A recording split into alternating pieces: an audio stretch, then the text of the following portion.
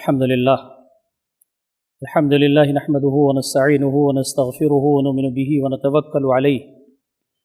ونعوذ بالله من شرور أنفسنا ومن سيئات أعمالنا من يهده الله فلا مضل له ومن يضلله فلا هادي له ونشهد أن لا إله إلا الله ونشهد أن محمدا عبده ورسوله أرسله بالحق بشيرا ونذيرا فأعوذ بالله من الشيطان الرجيم بسم الله الرحمن الرحيم ويطعمون الطعام على حبه مسكينا ويتيما وأسيرا إنما نطعمكم لوجه الله لا نريد منكم جزاء ولا شكورا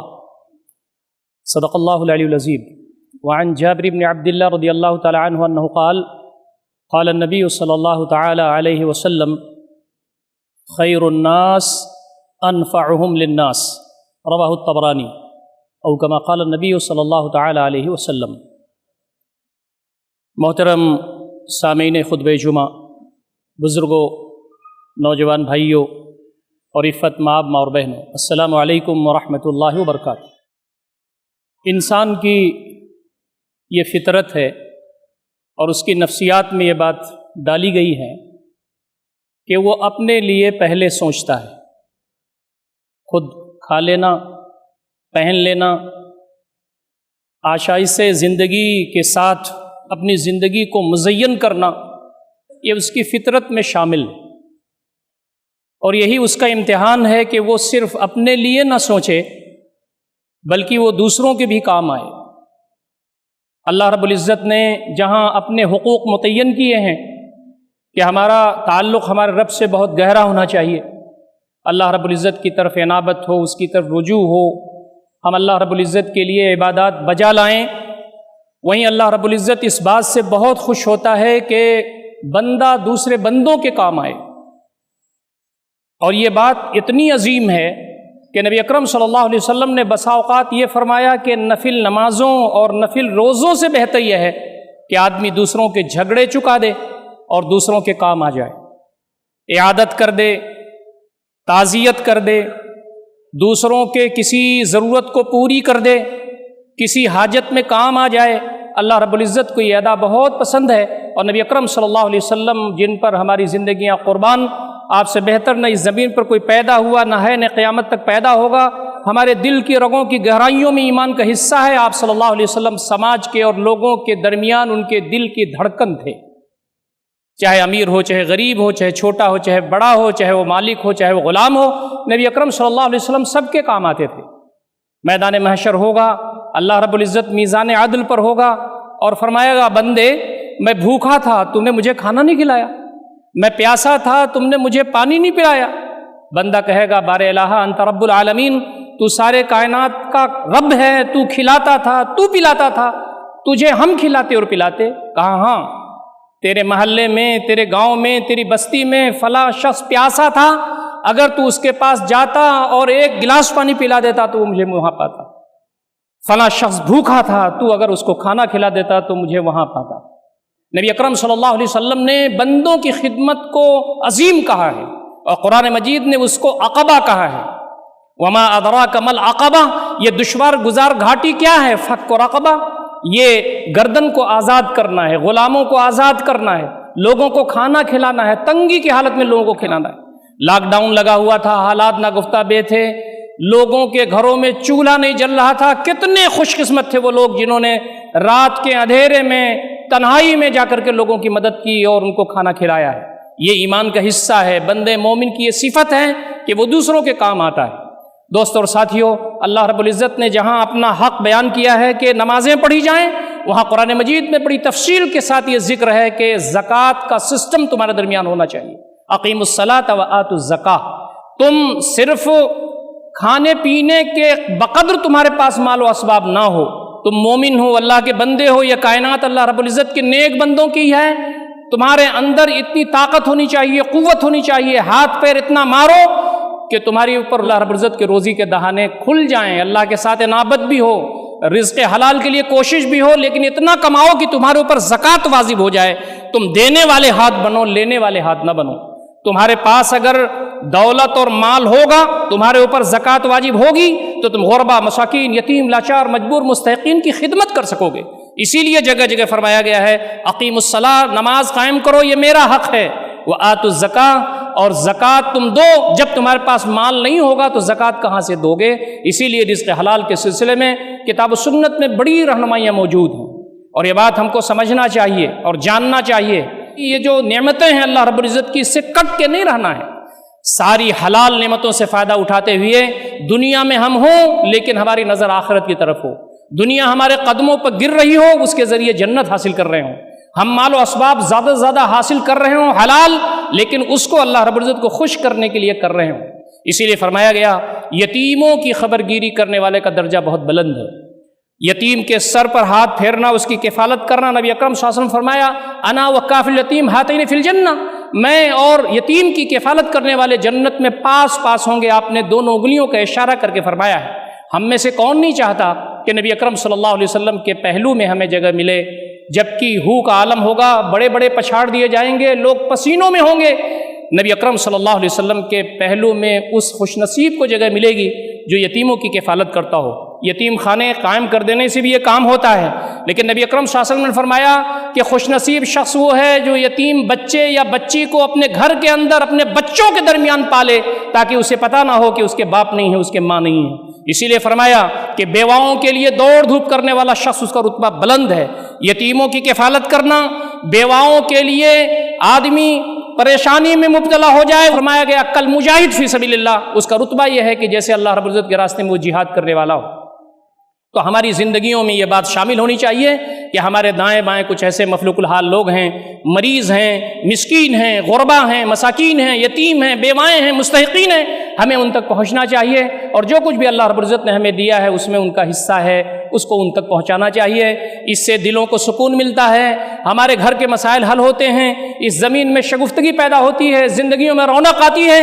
قبر میں نور کا سامان ہوتا ہے، مرنے کے بعد اللہ رب العزت کے ہاں حاضر ہوں تو اللہ رب العزت کے ہاں استقبال ہوتا ہے۔ یہ ہے زندگی کا وہ سامان۔ نبی اکرم صلی اللہ علیہ وسلم تشریف فرما تھے، صحابہ کرام پروانوں کی طرح آپ کو گھیرے ہوئے تھے۔ آپ نے فرمایا تم کو معلوم ہے کہ مفلس کون ہے؟ صحابہ بتاؤ من المفلس، مفلس کون ہے؟ صحابہ نے کہا اللہ کے نبی صلی اللہ علیہ وسلم من لا درہم لہ ولا متاع، جس کے پاس درہم و دینار نہ ہو، روپیہ پیسہ نہ ہو، جس کے پاس زندگی کے ساز و سامان نہ ہو، وہ مفلس ہے اللہ کے نبی صلی اللہ علیہ وسلم۔ آپ نے فرمایا کہ نہیں، میری امت کا مفلس تو یہ ہے کہ بڑی نمازیں پڑھ کے آئے گا، بڑے روزے رکھ کے آئے گا، دین کا بڑا کام کر کے آئے گا، لیکن من شتم ھذا، کسی کو گالی دے کے آئے گا، من ضرب ھذا، کسی کو مار کے آئے گا، من سفک دم ھذا، کسی کا خون بہا کے آئے گا، کسی کی عزت پر حملہ کر کے آئے گا، اللہ رب العزت میزان عدل پر ہوں گے، لوگ آئیں گے شکایتیں کر رہے ہوں گے، اس کی نیکیاں تقسیم کی جائیں گی، یہاں تک کہ لوگوں کے ساتھ جو تعلقات ہیں اس میں اس کی جو نامناسب چیزیں ہیں وہ باقی ہوں گی، تو لوگوں کی گناہ اس کے اوپر ڈالے جائیں گے اور منہ کے بل گھسیٹتا ہوا اسے جہنم میں ڈال دیا جائے گا۔ یہ ہے مفلس۔ آج ہم لوگوں سے بات کرتے ہوئے اپنی زبان پر قابو نہیں رکھتے، معاملہ کرتے ہوئے ہم اس کی نزاکتوں کو نہیں سمجھتے، لوگوں کے ساتھ برتاؤ اور سلوک میں ہم نہ جانے کیا کیا کر جاتے ہیں۔ لیکن یاد رکھیے بندے مومن تو وہ ہے جو زبان کے ساتھ ساتھ اپنے حرکت و عمل کو، اپنے سلوک اور برتاؤ کو بھی قابو میں رکھے، اور بندوں کے ساتھ اس کا تعلق یہ ہے کہ جب اس دنیا سے جا رہا ہو تو خلق خدا یہ کہے کہ بہت ہی اچھا انسان تھا، اس زمین پر لوگوں کے کام آتا تھا، وہ اس لیے نہیں کہ واہ واہی کے لیے نہیں، بلکہ وہ تو کام کرتا ہے اللہ رب العزت کی رضا کے لیے۔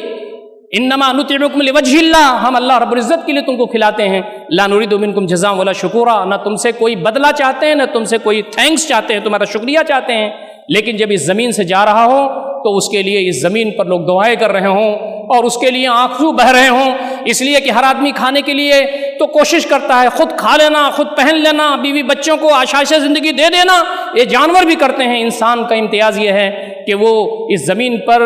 رہے، کوشش کرے تو وہ دوسروں کے کام آئے اور دوسروں کے لیے کام کرے۔ ہمارا سب سے بڑا جو مستحق ہے ہماری توجہ کا، اور ہم احسان اس کے طرف کریں، خیر خواہی کریں، نصح کے ساتھ پیش آئیں، تو اس کے بارے میں کہا کہ اللہ رب العزت کے بعد والدین تمہارے ہیں۔ یہ جو حقوق متعین ہو رہے ہیں بندوں کے، اس میں فرمایا انشکر لی ولوالدیک، میرا شکریہ ادا کرو، اپنے ماں باپ کا شکریہ ادا کرو، وبالوالدین احسانا، والدین کے ساتھ اس نے سلوک کرو۔ آپ بتائیے کہ والدین کے ساتھ اگر کسی کے تعلقات خراب ہیں تو جنت میں کامیابی بہت مشکل ہے۔ تو اپنے والدین کے ساتھ ہمارا رویہ کیا ہے؟ اس زمین پر اگر موجود ہیں ان کے ساتھ بیٹھیے، ان کے ساتھ باتیں کیجیے، ان کی خدمت کیجیے۔ اس دنیا سے اگر رخصت ہو جائیں تو ان کے لیے دعا کیجیے، اپنے تہجد میں، اپنی نمازوں میں، اذا مات ابن آدم انقطع عملہ الا من ثلاث، صدقۃ جاریہ، او علم ينتفع به او ولد صالح يدعو له۔ اس زمین پر جب بندہ چلا جاتا ہے تو اس کا عمل رک جاتا ہے، صدقہ جاریہ کے ذریعے علم جو دوسرے فائدہ اٹھا رہے ہیں، نیک اولاد چاہے لڑکا ہو یا لڑکی، اس کے لیے اس کے حق میں دعا کرے۔ اسی لیے فرمایا گیا کہ اہل خانہ کے ساتھ تمہارے تعلقات بہتر ہونے چاہیے۔ خیرکم خیرکم لأہلہ وانا خیرکم لأہلی، تم میں سے بہتر وہ ہے جو اپنی بیوی کے ساتھ بہتر ہو، اپنے بچوں کے ساتھ بہتر ہو، میں تم تمام میں اپنی بیوی اور بچوں کے لیے سب سے بہتر ہوں۔ تو ہمارا رویہ اپنے گھر میں بیوی کے ساتھ کیسا ہے، بچوں کے ساتھ کیسا ہے، اس کو ہمیں دیکھنا چاہیے۔ رشتہ داروں کے ساتھ جو اعزا و اقربا ہیں ان کے ساتھ ہمارے تعلقات کیسے ہیں۔ نبی اکرم صلی اللہ علیہ وسلم فرماتے ہیں لا يدخل الجنت قاطع رحم، جو رشتہ داری کو کاٹتا ہے، ان کے ساتھ تعلقات خراب کرتا ہے، وہ جنت میں داخل نہیں ہوگا۔ یہ ہماری بہن ہے، یہ ہمارے بھائی ہیں، یہ ہمارے چچا ہیں، یہ ہمارے بھتیجے ہیں، یہ ہمارے خالہ ہیں، یہ ہماری پھوپھی ہیں، یہ جو رشتے ہیں ذوی الارحام کے، ان کے ساتھ اچھا برتاؤ کرنا۔ تو فرمایا کہ اس کے لیے یہ جنت میں جانے کا راستہ ہے اور جنت میں تمہیں لے جانے کی چیزیں ہیں۔ بسا اوقات پڑوسیوں کے ساتھ ہمارے تعلقات بہت خراب ہو جاتے ہیں، تو نبی اکرم صلی اللہ علیہ وسلم نے فرمایا پڑوسی کے ساتھ تمہارے تعلقات جنت کی ضمانت دیتے ہیں۔ نبی اکرم صلی اللہ علیہ وسلم نے ایک مرتبہ فرمایا ما زال جبریل یوصینی بالجار حتی ظننت انہ سیورث، مجھے اتنی نصیحتیں فرماتے رہے جبریل پڑوسی کے بارے میں کہ مجھے یہ گمان گزرا کہ کہیں میراث میں حصہ نہ دے دیں۔ ہم تو بہنوں کا حصہ دینے میں ہچکچاتے ہیں، ہم تمام کتنا اس کے لیے تعویلات کرتے ہیں، لیکن فرمایا کہ پڑوسی کا بھی حصہ کہیں ترکے میں متعین نہ کر دیں، اتنا بڑا حق ہے۔ پڑوسی اگر بھوکا سو رہا ہے اور اس کی کیفیت، اس کے حالات ہمیں معلوم نہیں ہے، تو جنت بہت دور ہے۔ اسی لیے فرمایا گیا کہ عام مسلمانوں کے ساتھ تمہارے تعلقات بہت اچھے ہونے چاہیے۔ نبی اکرم صلی اللہ علیہ وسلم فرماتے ہیں واللہ فی عون العبد ما کان العبد فی عون اخیہ، اللہ رب العزت بندے کی مدد میں ہوتا ہے جب بندہ اپنے بھائی کی مدد میں ہوتا ہے۔ آپ اندازہ کیجئے کہ اللہ رب العزت بندے کی مدد کے لیے خود وہاں حاضر ہوتا ہے جب بندہ اپنے بھائی کی مدد کے لیے اسٹرگل کر رہا ہوتا ہے۔ اور عام جو انسان ہیں جن کو ہم برادران وطن کہتے ہیں، جن کو ہم غیر مسلم بھائی کہتے ہیں، ان کے ساتھ بھی ہمارے تعلقات انسانیت کی بنیاد پر بہتر ہونے چاہیے۔ نبی اکرم صلی اللہ علیہ وسلم نے فرمایا کہ ان کے ساتھ تمہارے تعلقات اس بات کی ضمانت ہے اس زمین پر کہ تم اللہ والے ہو۔ قرآن میں بیان کیا گیا ہے وَقُولُوا لِلنَّاسِ حُسْنًا، لوگوں کے ساتھ اچھی باتیں کیا کرو۔ نبی اکرم صلی اللہ علیہ وسلم فرمایا خیر الناس، لوگوں میں بہتر وہ ہے انفع الناس، جو لوگوں کو فائدہ پہنچانے والا ہے۔ تو یہ وہ ساری باتیں ہیں جس کو اپنے سامنے ہمیں رکھنا چاہیے۔ نبی اکرم صلی اللہ علیہ وسلم نے تو ایک مرتبہ یہاں تک فرمایا اے صحابہ میں نماز سے بہتر نہ بتاؤں، صدقہ سے بہتر نہ بتاؤں، روزے سے بہتر نہ بتاؤں؟ صحابہ نے کہا اللہ کے نبی صلی اللہ علیہ وسلم بتائیے کہ درجے کے اعتبار سے جو افضل ہے، روزے سے بڑھیا ہے، نماز سے بڑھیا ہے، صدقہ سے بڑھیا ہے، اس کو بتائیے آپ۔ تو فرمایا اصلاح ذات البین، لوگوں کے درمیان جو جھگڑے ہیں اس کو چکا دینا، یہ بہت ہی عظیم چیز ہے۔ لوگوں کے درمیان ناچاقی ہوتی ہے، ہمارا یہ بھی کام ہے کہ ان کے درمیان ہم صلح کرا دیں۔ امام غزالی رحمۃ اللہ علیہ نے احیاء علوم الدین میں لکھا ہے، ان کی عظیم تصنیف ہے، اس میں وہ لکھتے ہیں کہ حضرت عیسیٰ علیہ السلام ایک آدمی سے ملے تو اس کی جو صورت تھی، اس کا جو حلیہ تھا، اس سے بہت متاثر ہوئے۔ کہا تم کیا کرتے ہو؟ کہا میں نمازیں پڑھتا ہوں، عبادات کرتا ہوں، اللہ رب العزت سے اللہ لگاتا ہوں۔ تو کہا اور بھی کوئی کام ہے؟ کہا اس کے علاوہ کوئی کام نہیں ہے میرا، میں عبادت کے لیے بالکل یکسو ہو گیا ہوں، دنیا چھوڑ کر کے عبادت میں لگا ہوا ہوں۔ کہا روزی روٹی کا سامان تمہارا کون کرتا ہے؟ کہا میرا بھائی ہے جو میری کفالت کرتا ہے، وہ میرے لیے روزی روٹی کا انتظام کرتا ہے۔ حضرت عیسیٰ علیہ السلام نے فرمایا اخوک اعبد منک، تمہارا جو بھائی ہے وہ تم سے زیادہ عبادت گزار ہے۔ تو لوگوں کے کام آنا اور ضروریاتی زندگی میں حلال تلاش کرنا اور بندگان خدا کی خدمت کرنا وہ عظیم ہے۔ اسی لیے فرمایا کہ جب تم یہ سب کام کر رہے ہو تو تمہارے اندر اخلاص ہونا چاہیے، جیسا کہ میں نے قرآن مجید کی وہ آیت پڑھی ہے کہ انما نطعمکم لوجہ اللہ لا نريد منکم جزاء ولا شکورا۔ اور اس کے ساتھ ساتھ ہمارے درمیان یہ بھی بات ہونی چاہیے جو بندوں کی خدمت کرتے ہیں اللہ رب العزت ان کو بہت محبوب رکھتا ہے۔ اسی لیے فرمایا گیا کہ اللہ رب العزت کے نزدیک احب العباد الی اللہ احسنہم خلقا، لوگوں میں سب سے زیادہ محبوب اللہ رب العزت کی نظر میں وہ بندے ہیں جو دوسرے بندوں کے کام آتے ہیں۔ اور ہماری کوشش یہ ہونی چاہیے کہ ہم جہنم سے بچ جائیں۔ تو یاد رکھیے جہنم سے بچنے والے وہی ہوتے ہیں جو بندگان خدا کی خدمت کرتے ہیں۔ اسی لیے آگے فرمایا گیا انا نخاف من ربنا یوما عبوسا قمطریرا، ہم تو اللہ رب العزت سے اس دن سے پناہ مانگتے ہیں کہ جس دن چہرے بگڑ جائیں گے۔ تو فرمایا فوقاہم اللہ شر ذلک اليوم ولقاہم نظرۃ وسرورا، جو لوگ بندوں کے کام آتے ہیں، مسکینوں کو کھانا کھلاتے ہیں اور لوگوں کے کام آنے میں ان کو پریشانیاں آ جاتی ہیں، ویؤثرون علی انفسہم ولو کان بہم خصاصہ، تو فرمایا کہ ایسے لوگوں کا رتبہ بلند ہے اور اللہ رب العزت کے ہاں انہیں جنت ملنے والی ہے۔ جہنمیوں سے کہا جائے گا کہ تم کو کون سی چیز جہنم میں لے آئی؟ ما سلککم فی سقر، تو وہ کہیں گے لم نکن من المصلین، ہم نماز نہیں پڑھتے تھے، اور دوسری بات وہ کہیں گے لم نکن نطعم المسکین، ہم مسکین کو کھانا نہیں کھلاتے تھے۔ تو ہمارا رویہ کیا ہے، اس کو ہمیں دیکھنا چاہیے۔ اور آخری بات جو میں آپ کے سامنے عرض کر سکتا ہوں وہ یہی ہے کہ نبی اکرم صلی اللہ علیہ وسلم نے فرمایا کہ تم عرش الہی کے سائے میں جگہ پاتے ہو تو بندگان خدا کی خدمت کرو اور لوگوں کے کام آؤ اور ان پر تم خرچ کرو، یہاں تک کہ اس کا بائیں ہاتھ کو پتہ نہ چلے ما تنفق یمینہ، جو اس کا دائیں ہاتھ خرچ کرتا ہے۔ جو 7 طرح کے لوگ اللہ تعالیٰ کے عرش میں جگہ پائیں گے، اس میں وہ شخص بھی ہوگا جو دائیں ہاتھ سے بندگان خدا کی خدمت کر رہا ہے، خرچ کر رہا ہے، اور اس کے بائیں ہاتھ کو خبر نہیں ہے۔ تو اللہ رب العزت کی رحمتیں اور اس کی برکتیں انہی بندوں کو میسر ہوتی ہیں جو اللہ رب العزت کے بندوں کے ساتھ اچھے تعلقات قائم کرتے ہیں اور ان کے ساتھ اچھا برتاؤ رکھتے ہیں۔ نبی اکرم صلی اللہ علیہ وسلم کے پاس ایک خاتون کا تذکرہ ہوا کہ وہ صوامہ ہے، قوامہ ہے، راتوں کو اٹھ کر کے تہجد کی نمازیں پڑھتی ہے اور دن میں روزے رکھتی ہے، نفلی روزے، لیکن لوگ اس سے بہت پریشان ہیں، اس کی زبان خراب ہے، لوگوں کے ساتھ برتاؤ اچھے نہیں ہیں، لوگوں کو تکلیف پہنچا دیتی ہے۔ نبی اکرم صلی اللہ علیہ وسلم کی زبان سے نکلا کہ وہ جہنمی عورت ہے۔ بعض روایتوں میں آتا ہے کہ کچھ دیر کے بعد ایک دوسری عورت کا تذکرہ ہوا، کہا کہ وہ شخص تو بہت زیادہ نمازیں نہیں پڑھتی، بس فرض نمازیں پڑھتی ہے، فرض روزے رکھتی ہے، بہت زیادہ عبادات میں تو نہیں رہتی، لیکن لوگوں کے کام آتی ہے، لوگ اس کو دیکھ کے خوش ہوتے ہیں۔ جب سالن بناتی ہے تو اس میں پانی بڑھا دیتی ہے، لوگوں کو ہدیے دیتی ہے، کسی کے ہاں کوئی مصیبت آ جائے فوراً پہنچتی ہے، لوگ اس سے بہت خوش ہیں۔ نبی رحمت صلی اللہ علیہ وسلم کی زبان سے نکلا کہ وہ جنتی عورت ہے۔ یہ ہے ہمارا دین، دین کی جو اسپرٹ ہے اور دین کا جو مزاج ہے وہ یہ نہیں ہے کہ ہم بہت نیک بن جائیں، ہمارے پیشانی پہ گھٹے ہوں اور ہماری عبادات، ہماری نمازیں، ہمارے روزے، ہماری تسبیحات بہت اچھی ہوں، یہ بھی ضروری ہے، لیکن اس کے ساتھ ساتھ یہ بھی ضروری ہے کہ ہم بندگان خدا کے ساتھ اچھے برتاؤ کر رہے ہوں۔ نبی اکرم صلی اللہ علیہ وسلم چلے جا رہے تھے، صحابہ کرام آپ کے ساتھ تھے، ایک قافلہ تھا، آپ نے ایک لمبی مہم کے لیے یہ قافلہ جا رہا تھا۔ آپ صلی اللہ علیہ وسلم کی اس قافلے میں آدھے لوگ روزے سے تھے، آدھے لوگ روزے سے نہیں تھے۔ آدھے صحابہ جو روزے سے تھے وہ بھی انسان تھے، تپش تھی، دھوپ تھی، لوگ تمنا کر رہے تھے نبی اکرم صلی اللہ علیہ وسلم کہیں پڑاؤ ڈال دیں تو ہم وہاں پر آرام کر لیں۔ قافلہ چلتا چلا جا رہا تھا۔ راوی بیان کرتے ہیں کہ نبی اکرم صلی اللہ علیہ وسلم نے حکم دیا کہ قافلہ یہاں روک دو، پڑاؤ ڈال دو، خیمے لگاؤ، کھانے تیار کرو۔ جو لوگ روزے سے تھے، یہ نفلی روزہ تھا اس لیے کہ آدھے صحابہ روزے سے تھے، آدھے صحابہ روزے سے نہیں تھے، تو جو صحابہ روزے سے تھے وہ بیچارے انسان ہونے کے ناطے بھوک پیاس ان کو لگی تھی، وہ لیٹ گئے، آرام کرنے لگے۔ لیکن جو صحابہ روزے سے نہیں تھے انہوں نے خیمے لگائے، لکڑیاں اکٹھا کی، دیگچیاں رکھ دی، کھانا بننے لگا، اونٹ کو باندھا، سارے انتظامات انہوں نے اپنے ہاتھ میں لے لیے۔